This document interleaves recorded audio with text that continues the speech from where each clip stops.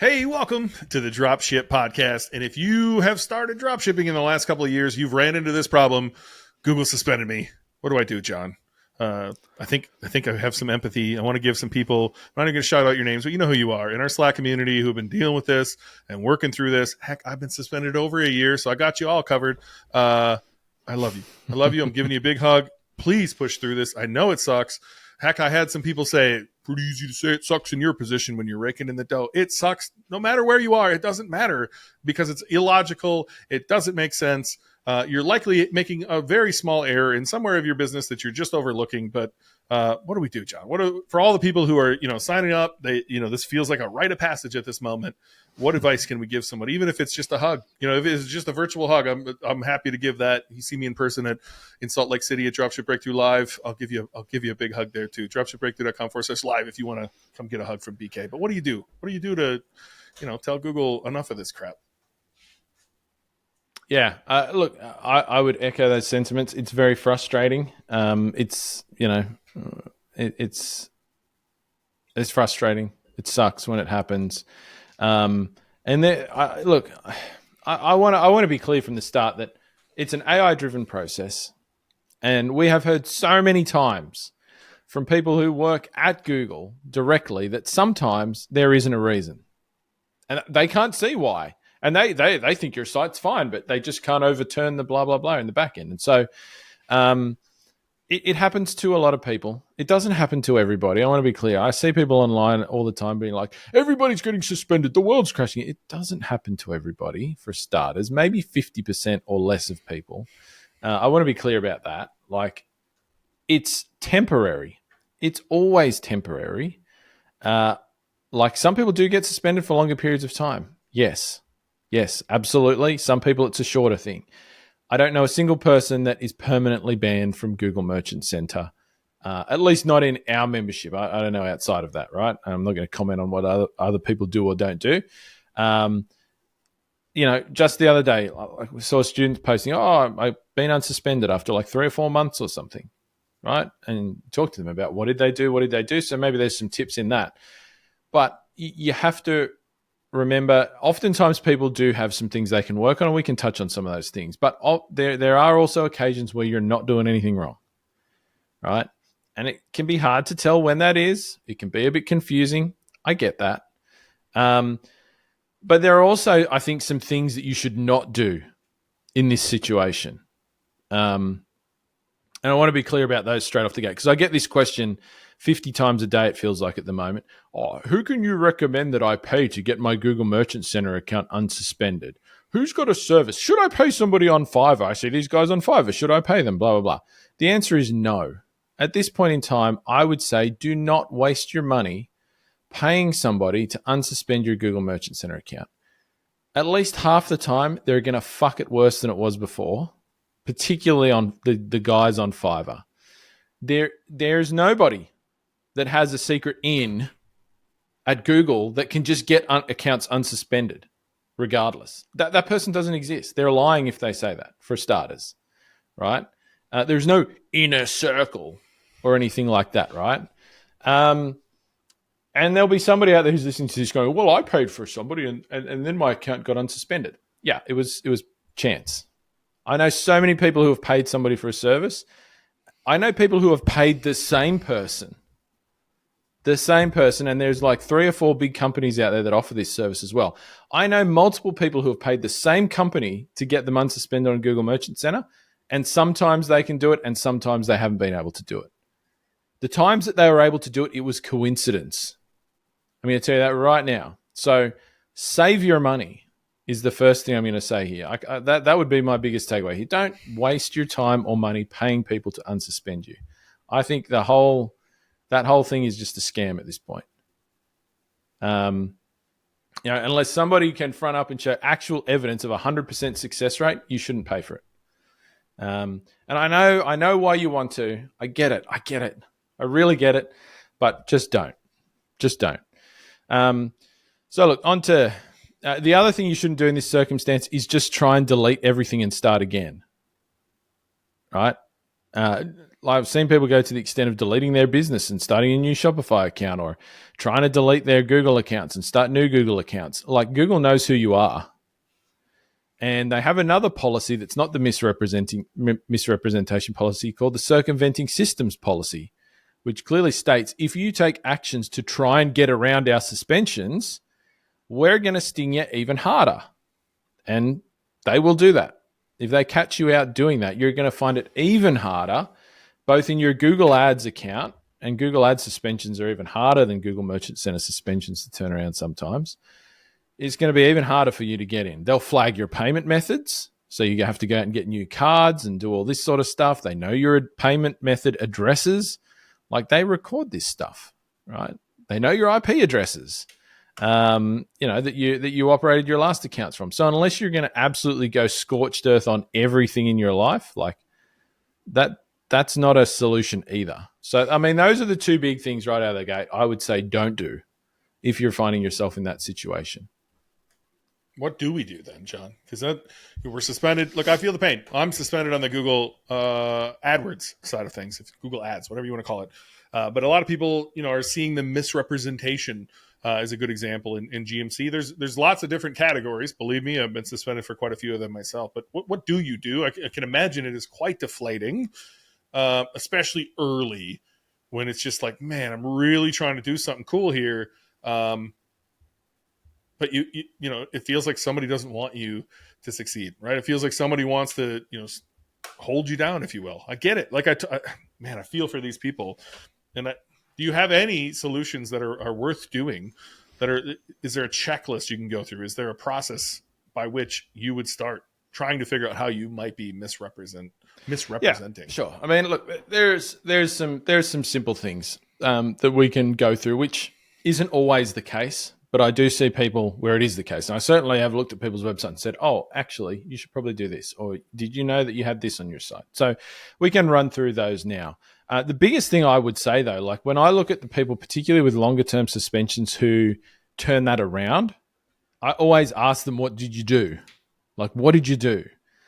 Because we want to learn about, are there actually things that people are doing that are getting it turned around?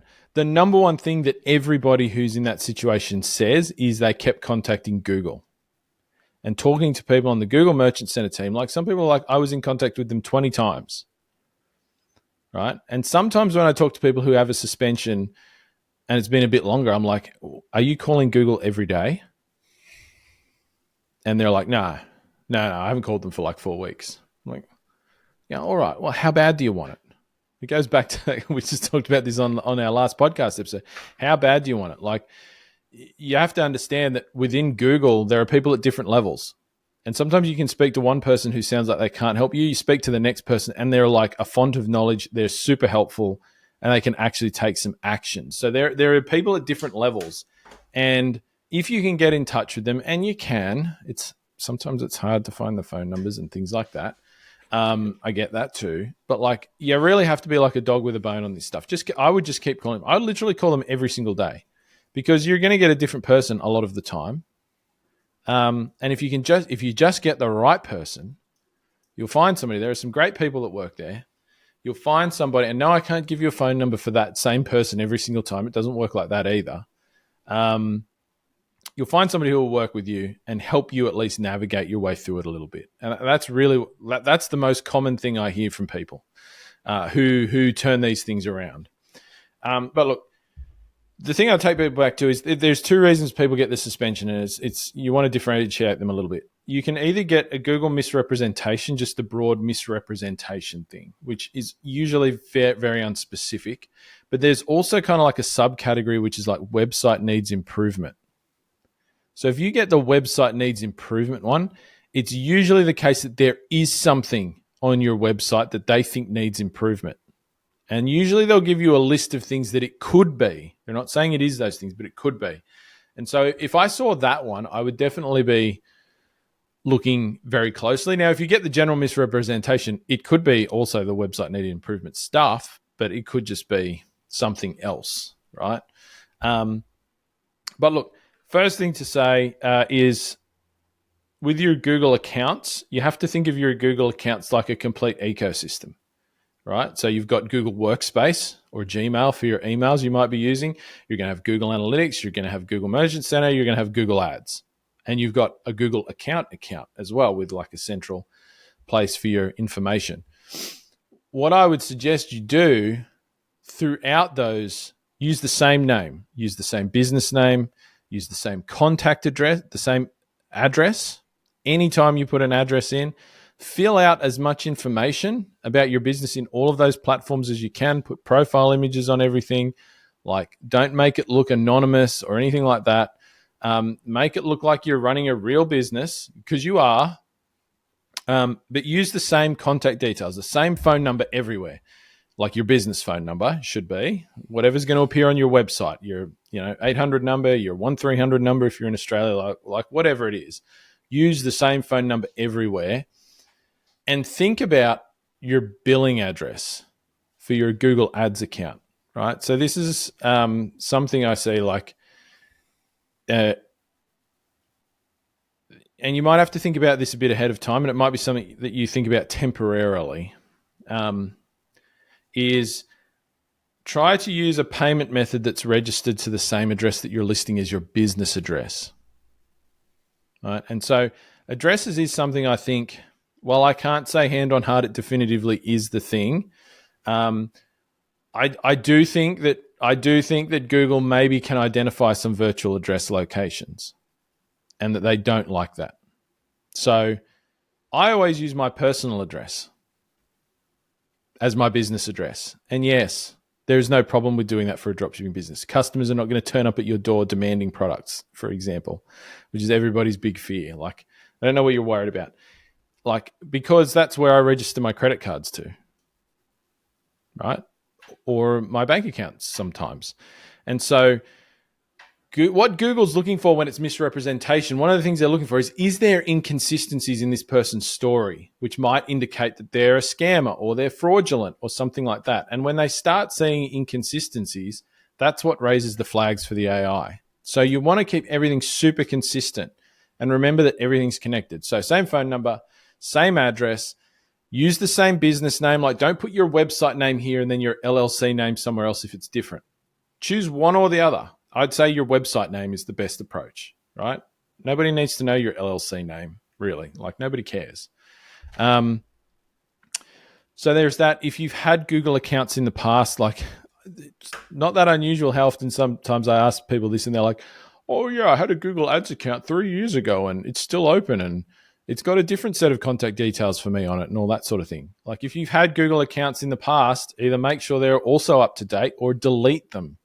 Like, delete them completely from existence before you do this, right?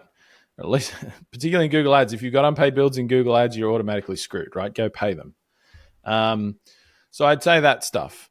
When it comes to your website, they're pretty nitpicky with this shit now compared to what they used to be. You used to be able to put up a really trashy looking website and it would get through. No problems whatsoever. Not so much the case these days. You need to, like, if there is one broken link on your website, that's enough to get you suspended. Like, just one link. Like, let's say you cut and pasted a description from your suppliers page into your website, and in that description there was a link to something on the supplier's website, and it's not working, that can be enough.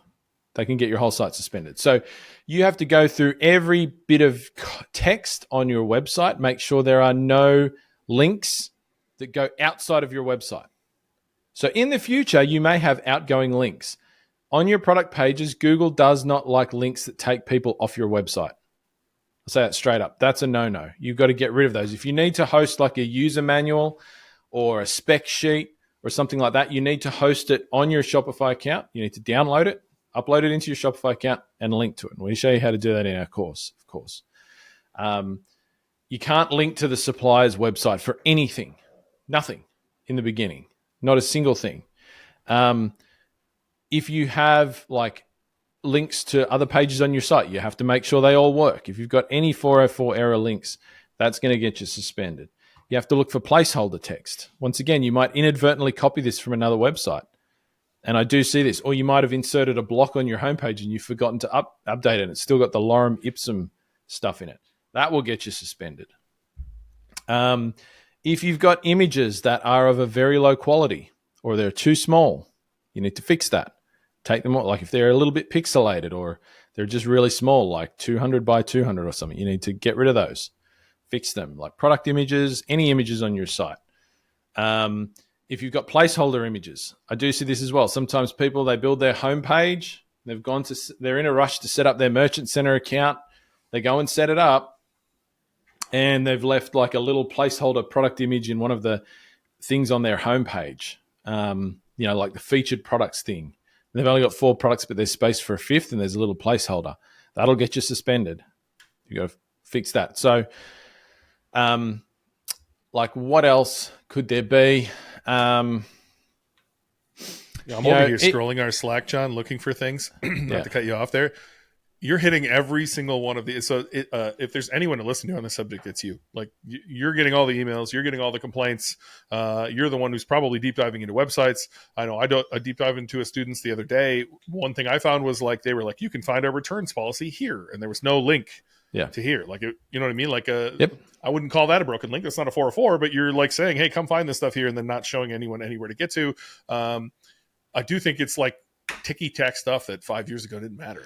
And now it really matters. Like it really matters. And so you kind of have to, dot your I's and cross your T's. And I think a big one that you touched on in the beginning was that Google one, just congruency from Google Workspace to your website, to your billing, to Google Ads, to Google Analytics, to Google Search Console. Like there's so many different places that you sign up for your business and write descriptions about you and have billing and have different things. And I do see that a lot. There's an LLC here. There's the name of the business here. There's a DBA, which I think a lot of people think they need to do here. And just like, it's all over the place.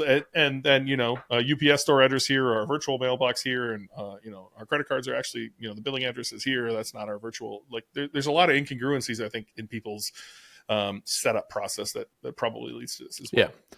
But we can go further here though. Like if you've got really shitty product descriptions, like if you've got like a 1-line product description, you're going to get suspended.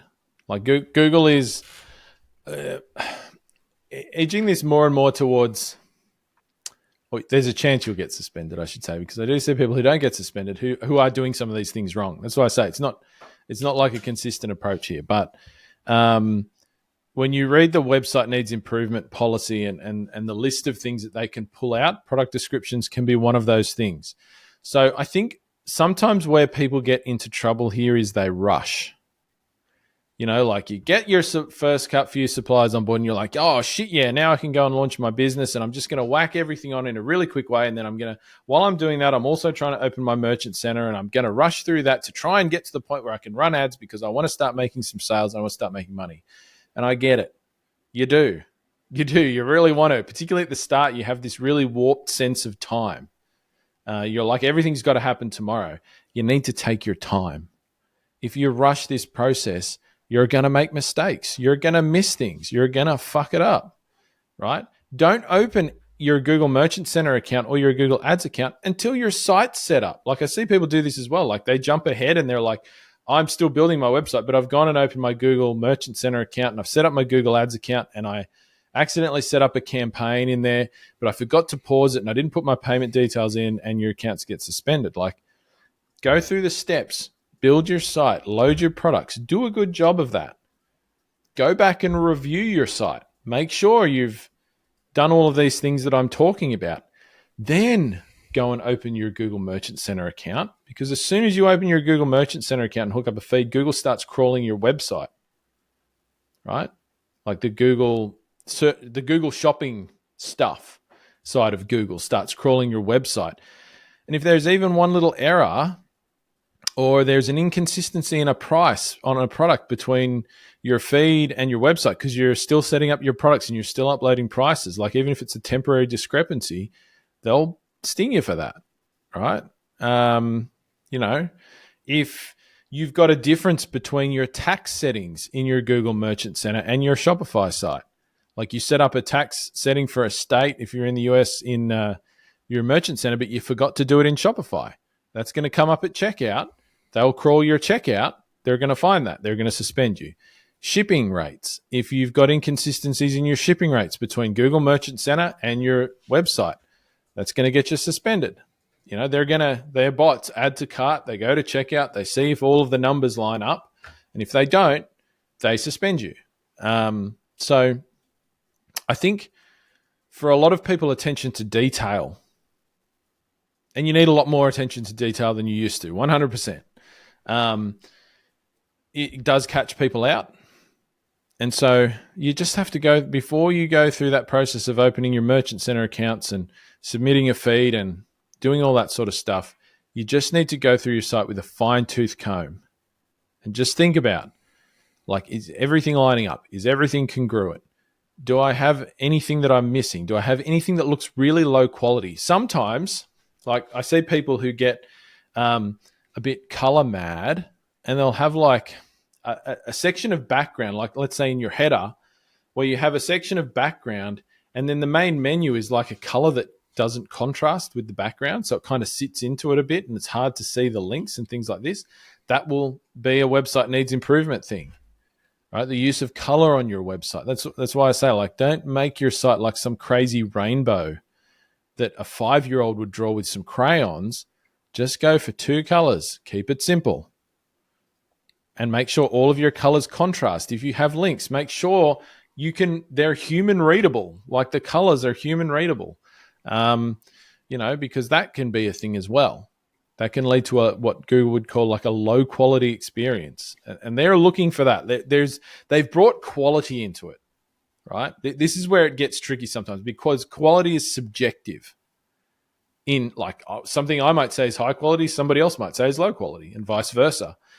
Who knows what the AI thinks is quality? That probably changes once a week as well, at least, right? The AI tools, their AI is constantly evolving as well.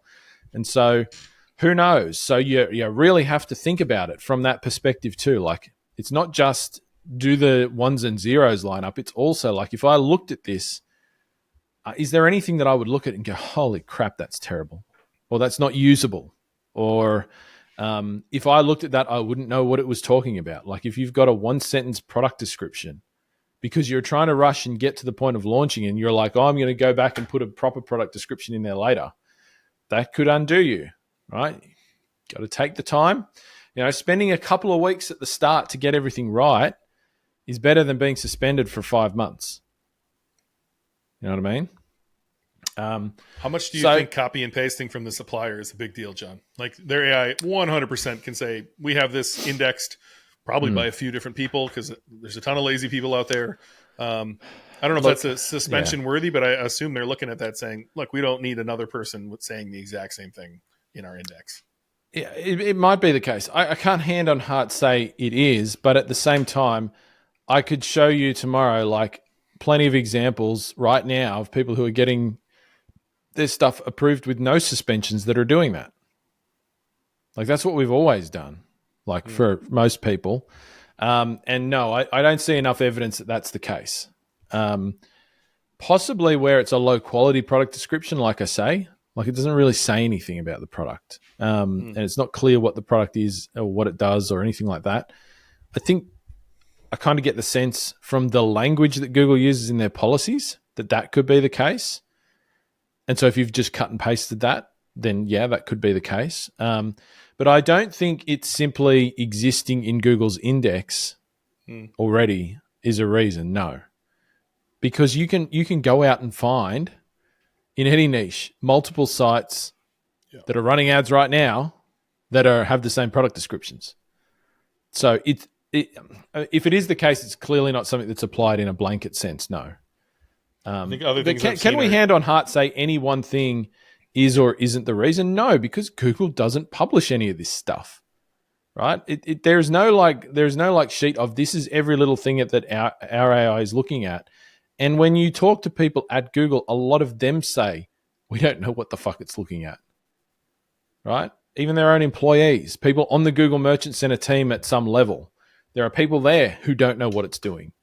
So the chance that any of us outside of Google are going to have like the definitive list of all the things you need to do, yeah, I wish we did.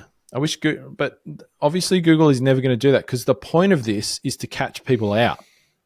This is their like policing mechanism to make sure that there are not scammy websites selling products on Google Shopping on their comparison shopping engine, taking advantage of customers. That's why this stuff exists. And yes, it's probably got a little bit out of hand in some ways, but they are never going to say, this is how you can make sure you don't get suspended, because then what is every scammer going to do? Do the things that make sure they're never going to get suspended, right? Which would defeat the purpose of having it in the first place. And then, you know, Google Shopping would just be like eBay, like a wash with fucking trash and shitty listings. And Google doesn't want that. Well, there's no one like John to bring rational like takes to an emotional situation. Anyone who's going through this is probably very emotional, and I think you did a good job of breaking this down too. Right, step by. Let's go look here first. Let's look here next. Let's look here, and it's a 1 + 1 = 2 situation. Yeah. You know what I mean? Like, just go back through it, and definitely respect the review process. Like, I mean, like, don't automatically hit the review thing. Don't put your hands up like when you see that you've been suspended and go, well, I'm not doing anything wrong. Fuck you. And then hit manual review straight away. Once again, that's going to be a bit of a flag for them. Like, if you sort a review within 10 minutes of being suspended, they're going to say, yeah, you really looked at your stuff, didn't you, in that time frame?